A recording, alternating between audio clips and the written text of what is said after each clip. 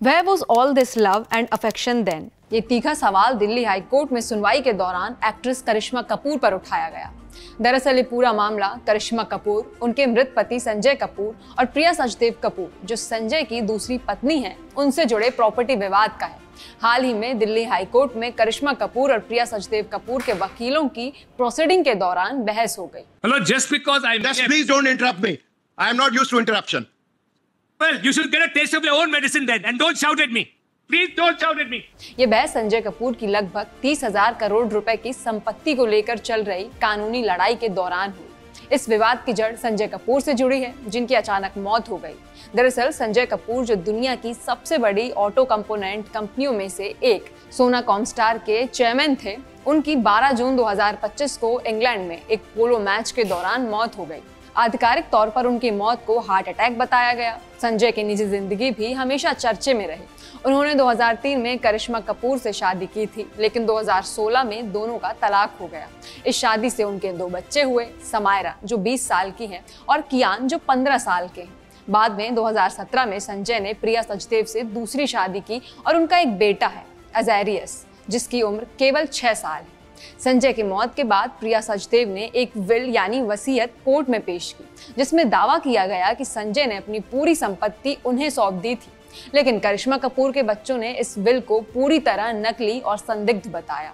उनका कहना है कि उन्हें इस वसीयत के बारे में कभी जानकारी ही नहीं दी गई और ना ही इसकी कोई कॉपी दिखाई गई।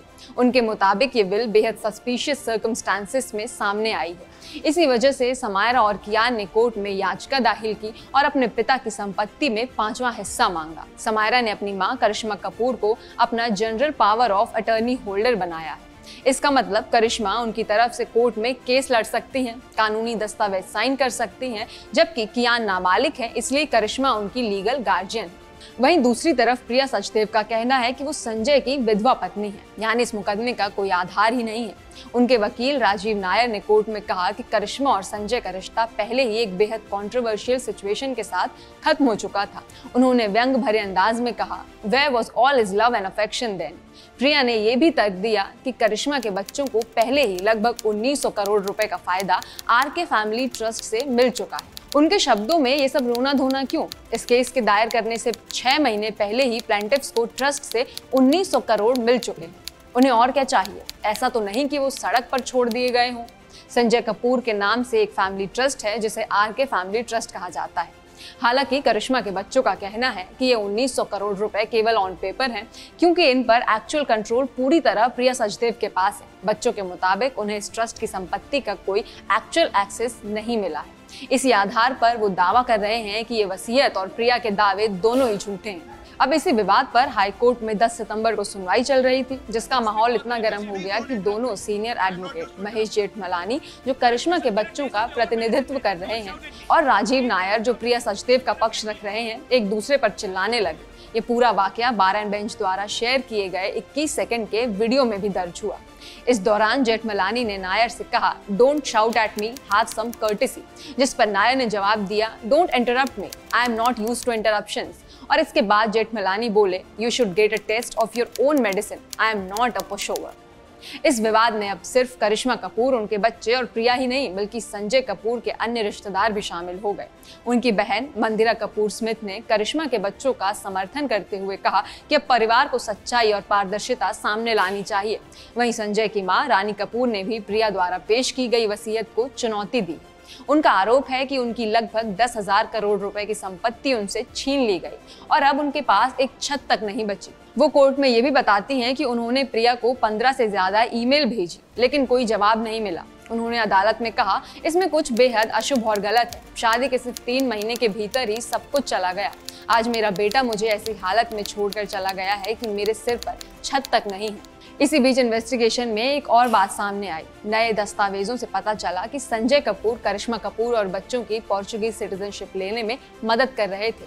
इसमें चैट्स भी शामिल हैं, जहां उन्होंने बताया था कि ऐसा करने के लिए भारतीय नागरिकता छोड़नी होगी। ये जानकारी, व्हाट्सएप चैट्स और डॉक्यूमेंट्स दिखाती हैं कि संजय कपूर करिश्मा और बच्चों के काफी पर्सनल मैटर्स में शामिल थे। इस वजह से वसीयत वाली बात पर शक और गहरा हो जाता है। दिल्ली हाईकोर्ट की जस्टिस ज्योति सिंह की बेंच ने सुनवाई के बाद आदेश दिया कि प्रिया सचदेव को 12 जून यानी संजय कपूर की मौत वाले दिन तक की कंडीशंस के अनुसार उनकी सभी मूवेबल और इमूवेबल एसेट्स की पूरी सूची कोर्ट में जमा करनी होगी। अदालत ने समन जारी किए हैं और सभी पक्षों से 2 हफ्तों में लिखित बयान मांगे।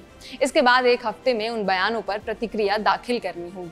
केस को रजिस्टर कर लिया गया है और अगली सुनवाई 9 अक्टूबर को होगी। लेकिन आपके मन में इस केस से जुड़े कई सवाल होंगे कि करिश्मा कपूर के बच्चों ने संपत्ति में से 5वें हिस्से की मांग क्यों की? संजय कपूर की संपत्ति पर असल में किसका हक है और हमारा कानून इस पर क्या कहता है? संजय कपूर की मौत के बाद अब सबसे बड़ा सवाल यही है कि उनके करीब 30,000 करोड़ रुपए की संपत्ति किसे मिलेगी और उनकी पत्नी ने जो विल पेश की क्या वो सही है? भारत में हिंदू सक्सेशन एक्ट 1956 लागू होता है, जिसका मतलब अगर पिता की सेल्फ एक्वायर्ड प्रॉपर्टी है तो उस पर उनके वैधानिक वारिसों का अधिकार बनता है और उन सभी में संपत्ति बराबर हिस्सों में बांटी जाती है।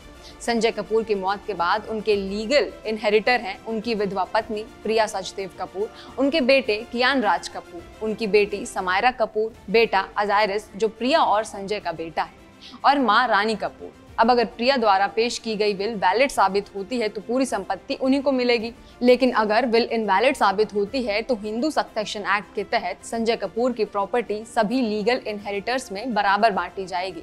इसी कानूनी आधार पर समायरा और कियान दिल्ली हाई कोर्ट में केस लड़ रहे हैं और 1/5 शेयर की मांग कर रहे हैं।